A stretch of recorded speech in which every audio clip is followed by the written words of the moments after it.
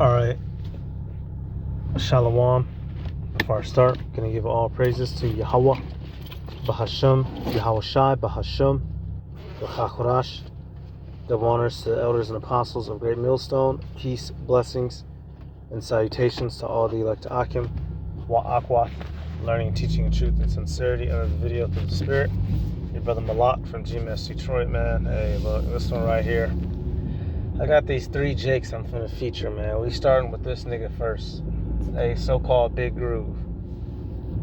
Our people, y'all, especially our men, there ain't no men. The only true men are those that serve Yahweh Ba'ashem Yahweh Shai. The rest of the males of our people, if you're not using your mind, your spirit, and your body to serve Yahweh Ba'ashem Yahweh Shai as an Israelite, then you're wasting your existence. Yeah, our people have different talents, right? Niggas can sing, niggas can dance, all right? Because this ain't no hating ass video, right? Ain't nobody hating on nobody. But this shit is a joke, a mockery, and a shame. And it's a modern day minstrel. And this is something that Esau likes to do. He'll find the biggest, buffest nigga that he can get a hold of, and he turns him into a clown, an effeminate, or a faggot to display. And it's a mockery. As big as this nigga is, y'all, you know, he's supposed to be on the battlefield somewhere fighting for the liberation of his people, right? And which, you know, we're not out here on that time, but you understand what I'm saying. If this man is supposed to have body armor on, striking fear in his enemies, not making people laugh. I'm gonna let this play. I got 2 other dudes I want to show too. This lets you know that we are our people defeated. The women are masculine and bold and run the households, while the men are children in the mind, weak, and will do whatever just to get a penny from master. Zaddy.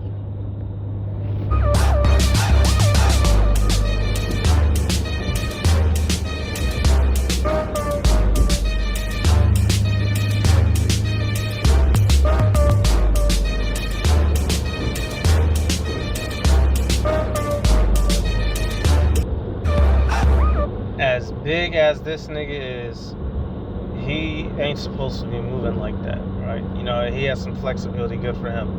But this is borderline, this is effeminate, right? What the fuck are you doing?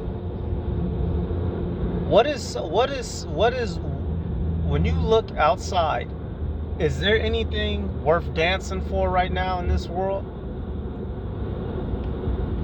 Are we in a good position as a people, the Israelites, so-called Negroes, Latinos, and Native Americans?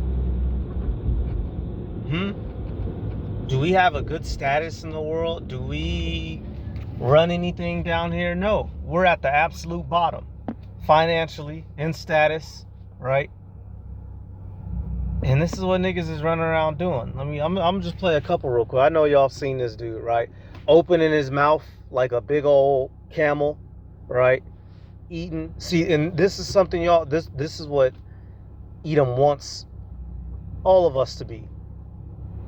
This is an unarmed Negro. He's as big as a house, but he's a joke. He's you know, shaking like his mama. Oh man, he getting money. Oh man, you just hating. There's more noble and honorable things to do for money. This isn't funny. This isn't cute. This is not cute, y'all. I'm gonna start with a scripture here in a second. This is not cute. Look at that nigga. That nigga, hold up, dude. What the fuck? That nigga head opened up like a front door. Look at that nigga head.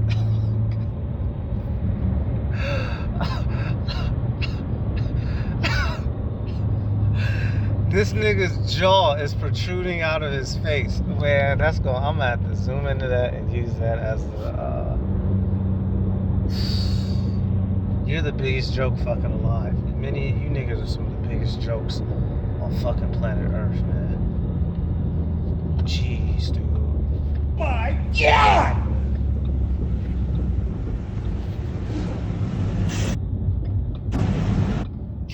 look, that nigga head open up like a fucking, you know, them, y'all remember Pez? Them candies that you push up from the bottom and it open at the head. Jake, bro.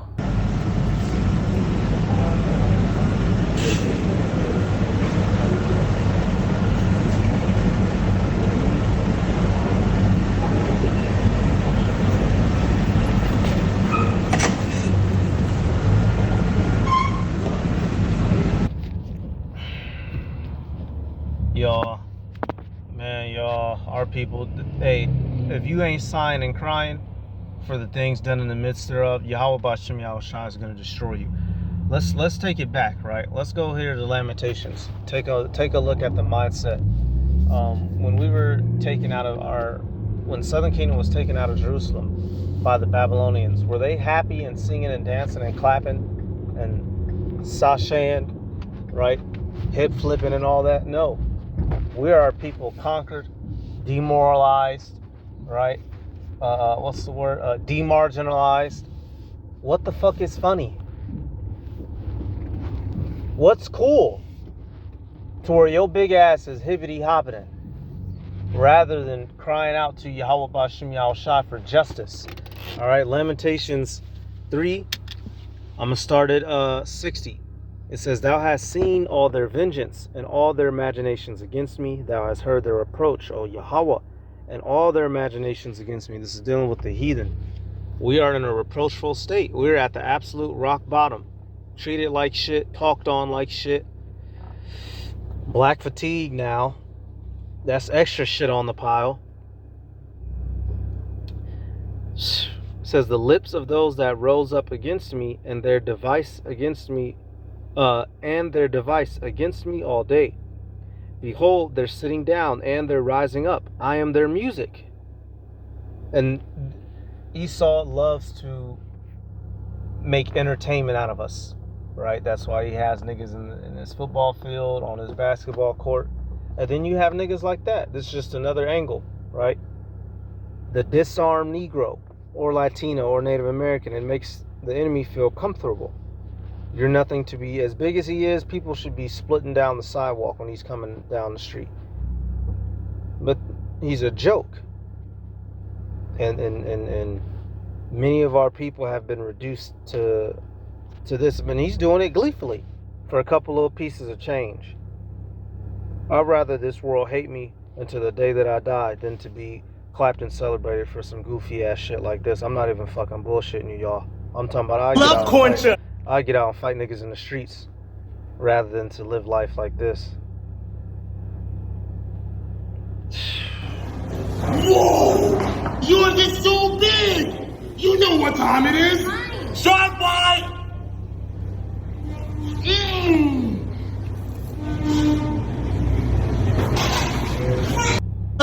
Ought to be ashamed of himself. Shark bite time. Man, fuck nigga. We're gonna go to this Psalms 137. And hey, this should be a familiar one. You know, especially on a topic like this, y'all. You know, the heathen, they love to see us in that bullshitting, coonery, buffoonery ass mindset, rather than being serious, right? Because serious is a problem. When we're bullshitting and making people money through use of our bodies, we're cool. But when a nigga got something serious to say or do, it's an issue. Psalms 137:1, it says, "By the rivers of Babylon, there we sat down. Yeah, we wept when we remembered Zion." Once again, we were dragged off as captives, Southern Kingdom, right? It tells you, you open up in the first chapter of Ezekiel, he was by the river Chebar as a captive, right? Daniel was taken captive.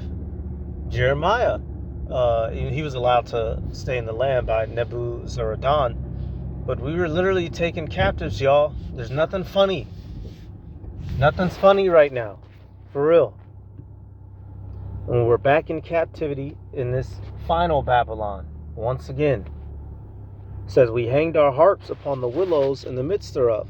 For there they that carried us away captive required of us a song. And they that wasted us required of us mirth, saying, sing us one of the songs of Zion. How shall we sing the Lord's song in a strange land? And we're in this same position. In the land of our captivities, the heathen want us to be joyous and to be entertainers, right? To be disarmed and to forget about who we are and what we've lost. That makes the heathen happy, and that is a shame unto us. How can you be happy and find anything comical as a fucking captive? Now, once again, our people, hey, you had the Levites, right? You had the singers amongst them that David and Solomon had appointed. Our people are blessed with all kinds of talent, right? Dancing is one of them. Singing is one of them. But is this the best time on the planet Earth to be trying to use that to become rich and famous? And I'm not, hey, you know, you have certain brothers, right, in balance, certain brothers that work in those industries to make their money. That's fine and dandy. But they not shaking their ass like a hoe. I'll tell you that. God damn it, man. Jake is something else, man. Jake is fucking something else. That's why when you jump down, you keep going in this verse. What does it say? If I forget thee, O Jerusalem, let my right hand forget her cunning. If I do not remember thee, let my tongue cleave to the roof of my mouth. If I prefer not Jerusalem above my chief joy. Nigga talking about some shark bite. Bitch, you supposed to be desiring Yahweh Ba'ashem Yahweh Shai above all things. That's why y'all, you know, and he's one guy. I'm going to play another two guys. See, the people of this world, they look at them from the outside and assume that those are some tough dudes. Them niggas is hoes. That nigga's a bitch. Big Groove is a bitch. All in his face. You's a bitch. Yeah, he might be, if he swings on you, it could potentially, it could hurt, right? But inside, in his heart, he's weak. Why? Because he chose to sell out tap dancing rather than to just go get a manly ass occupation. If that means you're not going to be rich and famous, then you're not going to be rich and famous. It is what it is. A real man can handle not being rich and famous. All right, 1 Samuel 16:7. But the Lord said unto Samuel, look not on his countenance or on the height of his stature, because I have refused him.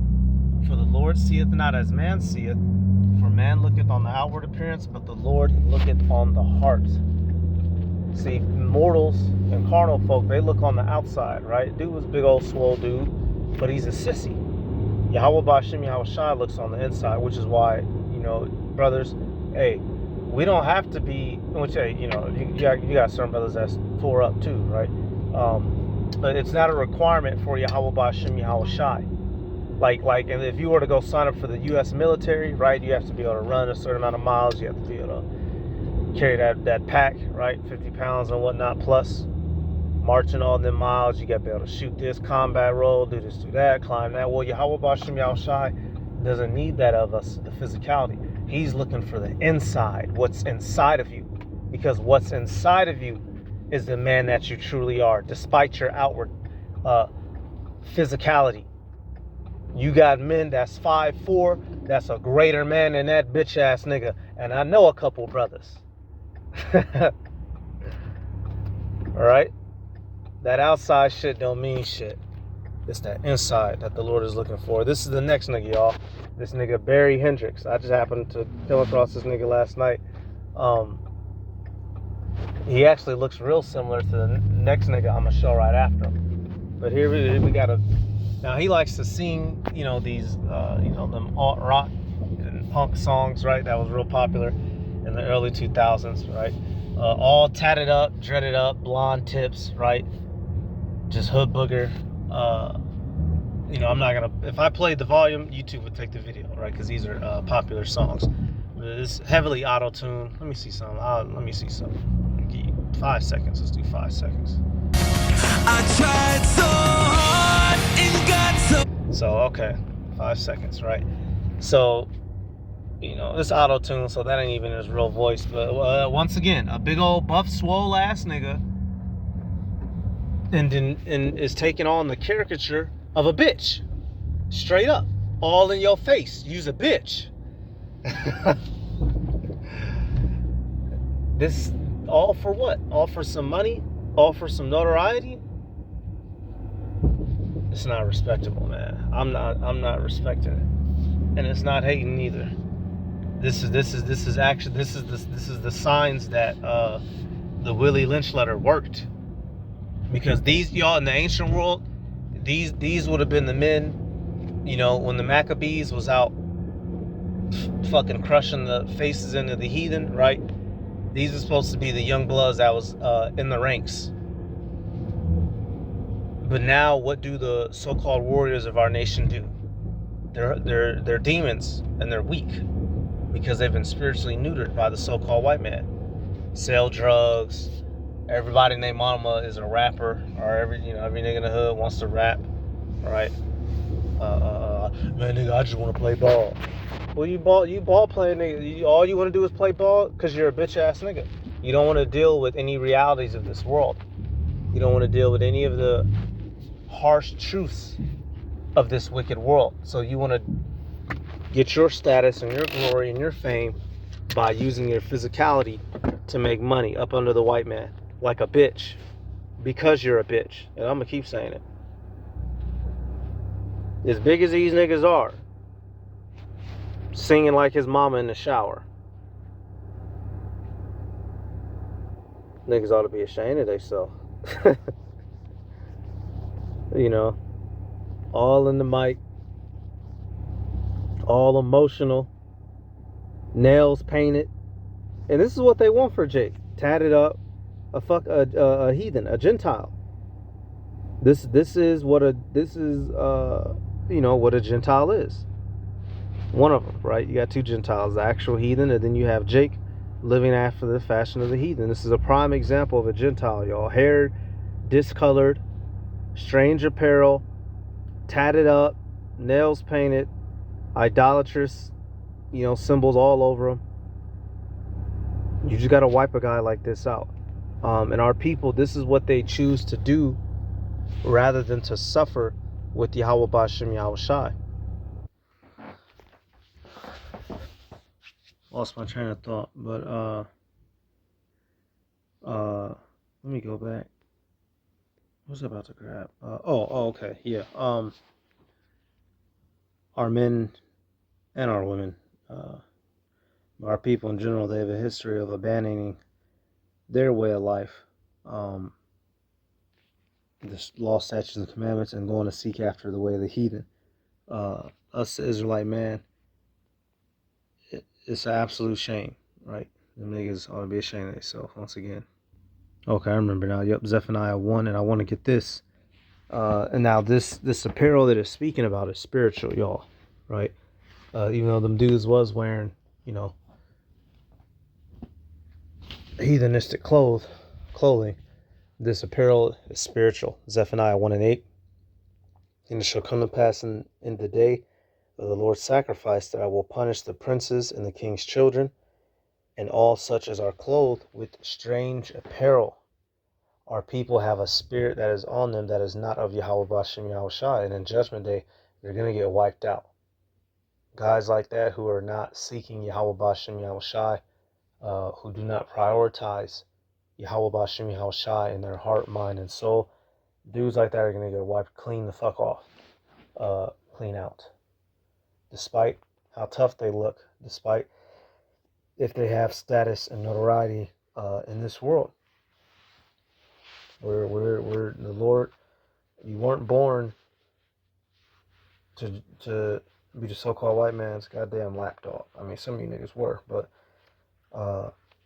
Jake, man, y'all niggas have truly lost your fucking way in this world. You've truly lost your way in this world. I got one more too. I'm gonna show real quick. This other nigga right here, Jalil. Another big for nothing ass nigga.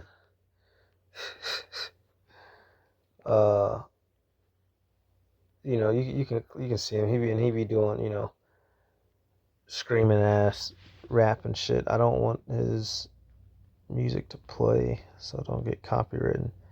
But you see him. So yeah, big overgrown Negro, right? Southern Kingdom, big ass.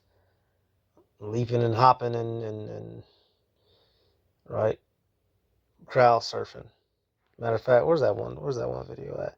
Yeah, this big ass nigga. I would have moved out the way. This nigga gonna go hop into the crowd. Boy, you liable to crush some damn body.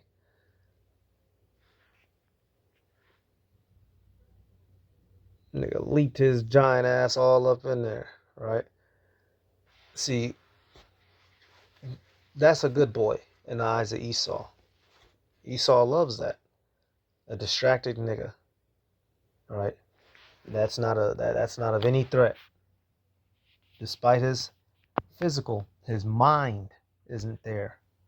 Therefore, he's not a threat. We're bigger threats because our minds are focused on Yahweh Ba'ashem Yahweh Shai, which is why, y'all, these heathen, let me get this. Whenever these heathen see us do something serious in Yahweh Ba'ashem Yahweh Shai, what do they try to do? Nehemiah 4:1. It says, It says, but it came to pass that when Sanballat heard that we builded the wall, he was wroth and took great indignation and mocked the Jews. So, and taking it back to the time when we were going to rebuild the temple, what did the heathen come and do, y'all? When they saw that we were actually doing something serious, what did these heathen come and do? Jump down to verse 7. It says, but it came to pass that when Sanballat and Tobiah and the Arabians and the Ammonites and the Ashdodites heard that the walls of Jerusalem were made up and that the breaches began to be stopped, then they were very wroth and conspired all of them together to come and to fight against Jerusalem and to hinder it. When you're actually doing something serious, Esau, Edom, and these heathen come to hinder it. That's why they fuck with us here at the ministry, but they don't. They let them, Jaleel, Baby Hendrix, or Barry Hendrix, and what's that? Big Groove. Ain't nobody worried about them. They're not a threat to the NWO. We are. Why? Because we're preaching the word, which wakes up the elect. These heathen do not like to see us rise up on any spiritual level. They prefer you niggas in that frozen mental state. Matter of fact, let me see if I can get that from the Willie Lynch letter. Okay, I was able to pull up a PDF file. The Willie Lynch letter and the making of a slave. I want to get oh shit. Okay. Damn, it's copies of some of the same pages. Okay, I remember the term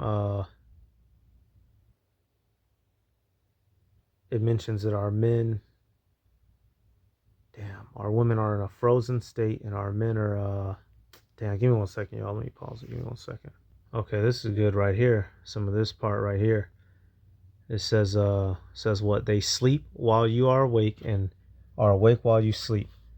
They are dangerous near the family house, and it requires too much labor to wash them away from the house. Above all, you cannot get them to work in the natural state.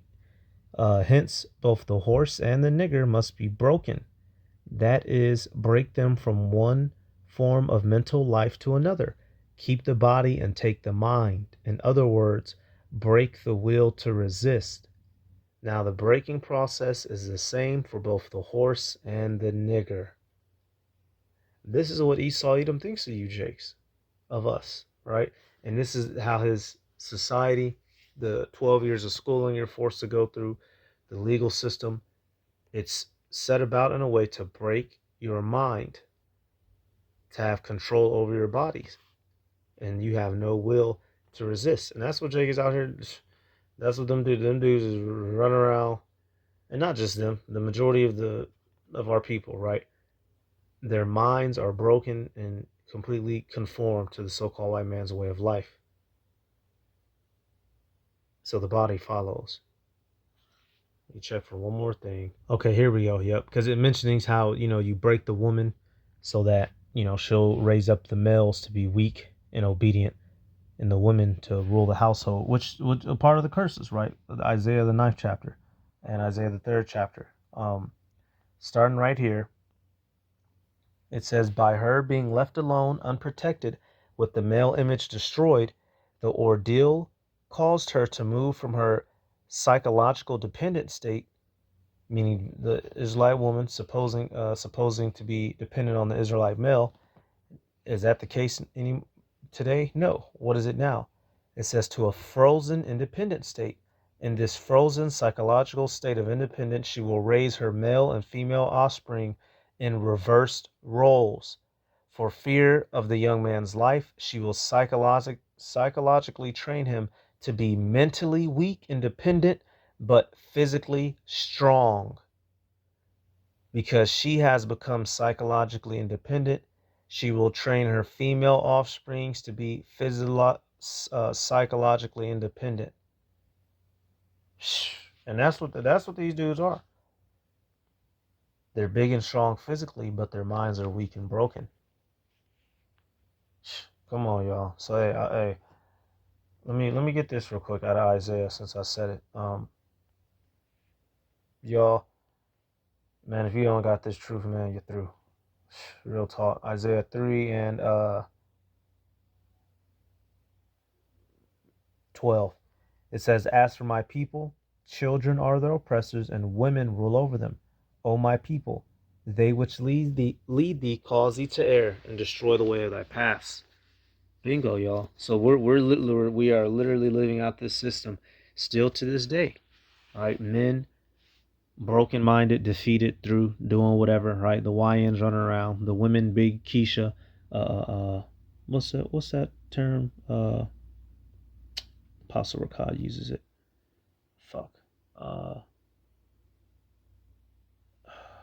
Big Shirley, right? The big Shirleys, the matriarch of the house, a tyrant.